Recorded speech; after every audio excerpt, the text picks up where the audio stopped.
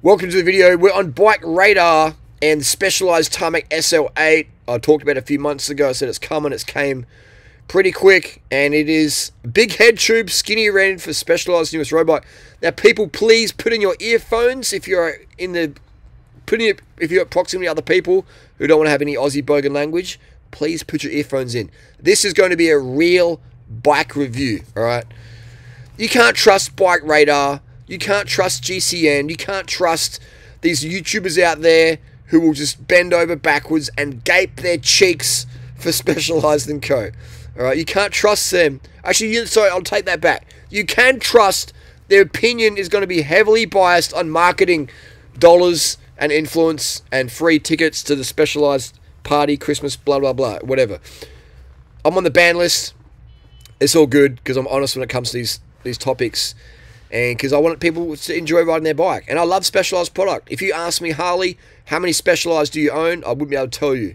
It's that many. Love the product. This product, though, don't like it. Not a fan. First world problems, it's crap. Big head tube, skinny rear. So straight away when I see this bike, they call it a road bike. A road bike. Look how many spokes in the front wheel. Look at that. Look over here. It looks cheap and nasty. Look how many spokes in here, all right? I'm sure it's lightweight stuff for disc brake world. You know what I mean? It's not a road bike. It's a gravel bike. You probably put 34mm tyres in here, which is great for gravel. But why are we using disc brakes on road bikes? You know, all those extra spokes is less aero, okay? Less aero. Someone's like, Harley, you don't talk about aero much. I'm like, bro, rim brake is aero. Disc brakes on a road bike is not aero. Yes, they might market it as it's as aero, but it's bullshit. Zero professional riders would choose road disc if they have the choice, okay? Why? Because it's less aero, it doesn't feel as good, the brakes lock up too easy under high pressure situations, the wheel changes are too slow, it just doesn't work properly, consistently. Well, I ride my Specialized bike and it's disc brakes, so it works fine for me. Great, that's for you. You're not a world tour rider. You don't ride at 400 watts or 500 watts or 1,000 watts, or you don't pin descents like they do, okay? Disc brakes are dangerous in the World Tour. Look at the recent death of Gino Mader. You think that would have happened on rim brakes? On a downhill? These bikes are out of control. If you're in the know, you're in the know. It's crazy, man. People are dying out there because of disc brake road bikes. They lock up, they slide out, you go over the barriers, boom. You know, so look at this thing. You know, it's just proprietary junk. That seat post will probably slip just like the SL7 did. That bulbous head tube. It looks fucking hideous, man. It looks ugly. Look at this thing. Again, first world problems. This is all first world problems. Look how many spokes on the rear wheel. It looks like a cheap Page 7 AliExpress monstrosity. If it didn't have the S-Works logo on there, and you tried to release this bike a couple of years ago, people are like, what is this Chinese carbon crap? This is Chinese carbon. Alright? And there's nothing wrong with Chinese carbon. I'm just saying, how much is this frame going to cost? It's made in China. Okay? China. Where everything else is made. Where this MacBook's made. But why are you going to spend that much money on a frame made in China? Well, I love Chinese food. I love Chinese chicks. I love Chinese carbon. But I ain't going to be paying that much for... I mean, I had my SL7s. You know, so I'm talking from experience. Like, what is this junk, man? And remember, the pro riders get different carbon layup. They get a different fork than us consumer level. Alright, there's two types of S-Works. SL7, SL8. I imagine for SL8 as well. Consumer grade and pro world tour grade. Okay? And I've got that direct quote from mechanics who work for the teams and riders. And if you pay enough attention to my YouTube videos, there's actually footage I've used proving that. Anyway, so Bike Radar, you know, this is likely to intend to increase effective aerofoil cord length. What the fuck is effective aerofoil cord length? What the fuck is that? Alright? And how does it relay for me as an everyday rider? It's absolute marketing bullshit. It's like that dude in Australia, Zero Friction Cycling, who has these bogus backyard power data tests where he doesn't... His data's all fucked up. His website's full of mistakes. but people are still dumb enough to give him $200 Australian for a Dura-Ace chain dipped in wax because sexy words were used. We're going to increase, it's likely intended to increase effective aerofoil cord length for aerodynamic benefit. Fucking hell, man. This is the shit that making people leave cycling. Because they're like, oh, my aero cockpit's not aero integrated enough. And then they try to change their setup and position. And they couldn't. Because it's just too much fat. But here we got these guys using two-piece bar stem combo. Because that's preferred by most pro riders. Okay? If they got a choice. Because it's just easier to get that fine-tuned position. Okay? Oh my God. It's just, where do we start here?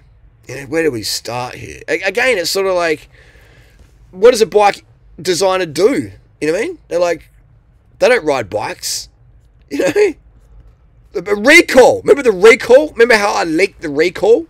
Before it was even public, I made that public. Because I'm like, well, people who ride these bikes, they should know. Specialized delayed the release of the recall. They have their own reasons, but I'm like, no, these bikes aren't safe. Will the SL8 have a recall? How the fuck does a bike brand like Specialized, who prides itself on equipment quality or whatever, who charges that much money, how the fuck do they sell a product to the public and go, actually, guys and girls, bring them back because they're fucked. They might kill you. They might injure you. How the fuck does that work? In my opinion, that is greedy, lazy, money-grubbing. Let's just sell it to the motherfuckers and hope it's okay. We won't do enough homework. We'll just do a rolling recall as we see. If our lawyers say to do it, we'll do it. It's fucked, man. It is fucked, okay? But again, you have all these brands out here, these websites, Bike Radar, etc. Well, it's got a skinny rear end, which means it's got a crack so fucking easy, all right? And if the frame, this is another thing, that these frames are getting lighter and lighter because of the disc brakes to try and cut weight. And the frames are getting more fragile. And the bike brands like that in a way because it's less warranty. Because chances are you'll crack this frame before you ever hand it back in for warranty. Okay? And look at this thing. At 7 kilos for 54, the SL7 S-Works tarmac was no heavy. Dude, 7 kilos with no pedals? That's porky. This SL7 S-Works was $20,000 Australian. 7 kilos out of the box without pedals is way too heavy. That's just a joke, man. That's a joke. Add in bottles and pedal cages. Add in pedals, bottle cages, any other accessories though, and it's still easy to end up a fair way off the UCI. Yeah, there we go. A bit of honesty. Given this, looks like Specialized made a concerted efforts. There you go. Make the frame thinner and weaker. Easier to crack. And this is S-Works Athos weight. It's not 6.1 kilos. How the fuck is a Dura-Ace disc brake bike 6.1 kilo? What bullshit are you talking? Alright, what sort of dodgy scales are you using? Or you're putting the scales on the top tube versus the saddle, and you're just angling your hand so it says, oh, 6.1. Bullshit. Do the maths. How is a stock Dura-Ace disc group set, which is heavier than a 7700 group set or 7800 group set, going to produce a 6.1 kilo bike? You know what I mean? Like, and of course they leave out there's no pedals on there. It's just bullshit marketing from Bike Radar, hands in the pocket, gaping the cheeks to Specialized and Big Daddy Mike Signard, etc. And that's all the, you know, it's all these days, the websites, the YouTubers, etc., just selling out to bullshit product. And you know, okay, Boomer, okay, durianrider. It's true, man. If you know, you know. Alright? And today I went to look at a second-hand bike. This guy had advertised for almost half a year, I think it was, on Gumtree. It was an EMC squared Eric McKenzie bike with Dura-Ace 7900 on it. Mint condition, probably done 500 Ks. And I said to him, how come you want to sell it? He goes, it just doesn't really feel that comfortable. And I looked at the bike, I looked at him, I'm like, I don't blame you, man. And I said, can I sit on the bike? Yeah, go for it. And the headset was loose, the seat had loosened, it was right back, the bars had rotated forward. And I said, I wouldn't want to ride this bike either in this condition. It's okay if I tighten the headset up, tune it up, and then do a little bike fit for you and see what you think. He goes, yeah, okay. And I did that. I slammed the seat forward, lowered the seat, rotated the bars up so he could have better reach, and he rode the bike up and down the street. He hadn't ridden it for over 5 years. Okay? Literally. And he's going, it feels pretty good. And I was like, yeah. He goes, I'm going to fucking keep it. So I went there to buy a bike off the guy, and I ended up selling it back to him without even giving him any money. You know what I mean? And he's like, this is crazy. You know, he's like, I wasn't sure if I should sell it, but you know, thanks for that. So I'll be honest with you, mate. I'm known for my honesty about things that matter like this. Okay, I wasn't going to, tell the guy, nah, mate, get a new bike, get a disc brake, blah blah blah. That's why I don't work in the bike shops anymore, because I know that's what you have to do, and that would suck. So anyway, this is the deal.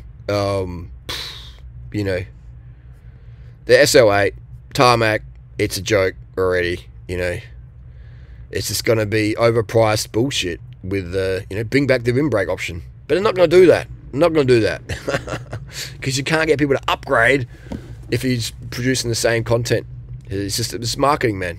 But the thing is, why I get all frustrated and hyped up is because these bikes are, in my opinion, in my experience, are killing off cycling. They're so cost prohibitive, and then when people buy them, they're like, this is not that so good, and they say, let me get back to golf. All right, these bikes ride like shit. Go ride the SL7. Get the SL7 S-Works. Go buy one today. Get one, like I did. All right, brand new Durace group set. Ride it. And then compare it to an SL4 rim brake with SRAM Red or Durace. Ride it, both. Same roads, power meter data tests. I did it. The new bikes are shit from all the brands. It's not just Specialized. It's Cannondale, it's Focus, it's Cervelo, it's Avanti, it's whatever comes off the top of my head, Trek, Specialized. It's just all the brands, man. These disc brake bikes do not ride as good as the rim brake equivalents they replaced. All right. They're a joke. The mechanics hate working on them. They're just a fucking joke, man. They're just a fucking joke. Absolute joke. And they're a disgrace to the brands. It's disgusting what's happening. And, it's the reason why I get so fired up, to repeat myself, is it's pushing people away from cycling. All right? Cycling's hard enough as it is. There's enough douchebags in the road. Bike seats aren't that comfortable. You got all this carb phobia, so people are underfueled and lose motivation to go ride or commute or whatever. And then you got these bikes coming out that ride like shit. They ride like utter garbage. Look at all the spokes in the front wheel of these bikes, man. On a road bike, you want to have minimal spokes to have that lightweight road bike feel. These bikes are a fucking joke, man. Disgraceful.